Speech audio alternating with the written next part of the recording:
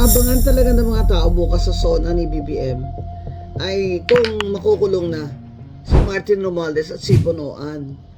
Kasi last year sinabi niya mahiya naman kayo. Mahiya naman kayo sa mga anak na magbabayad ng utang dahil yung pondo ay ninanakaw nyo. Magbabayad ng utang. Sabihin yung mga utang niya na 19 billion ay trillion. 19 trillion pesos na ang utang ni BBM. Oh my gosh. Mga 170,000 na yan bawat Pilipino. Kabilang na dyan ang mga sanggol. Oh, mahiya naman daw kayo. Ewan ko sa iyo, BBM, kung nahihiya yung mga tsukaran mo sa iyo. Kasi hanggang ngayon, hindi naman nakukulong si Martin, hindi naman nakukulong yung mga congressman na lalo na dyan sa sino ba yan? Si Garjola ba yan? Tapos yung mga taga Bulacan, yung mga kontraktor, wala naman nakukulong. Pag wala ho kasi nakukulong, yung nga sinasabi ni Lee Kuan Yew, talaga ho mangungurakot yung mga yan. Maghihintay lang yan ng medyo kumalma tayo sa kakaprotesta. Ay yan na naman, uulitin na naman nilang pangangawat nila dyan, mga kawatan na yan. Kaya BBM, inaasahan namin bukas sa SONA, sabihin mo sa amin, o ano, may makukulong ba? Isang taon na? Yung pinsan mo ba, pakukulong mo? O, si Bonoan, bakit naka-hospital arrest yan?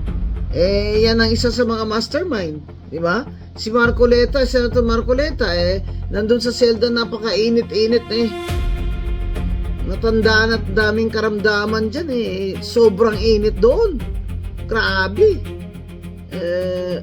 Tapos si Bonoan, aircon sa ospital. Grabe. Kaya sinasabi ng mga tao, number 1, iniasahan natin bukas sa SONA ay ang tanong na, BBM, napakulong mo na ba ang mga mastermind sa flood control corruption? At pangalawa, BBM, ano ang gagawin mo para masolve mo itong problema na 2.5 million ng mga Pilipino ay walang trabaho at 15 million ang underemployed o nagpa-part-time lamang? Paano mo isusolve yan? Huwag na yung nakatayo ka ng bahay, nagtayo ka ng ganito, namigay ka ng bigas.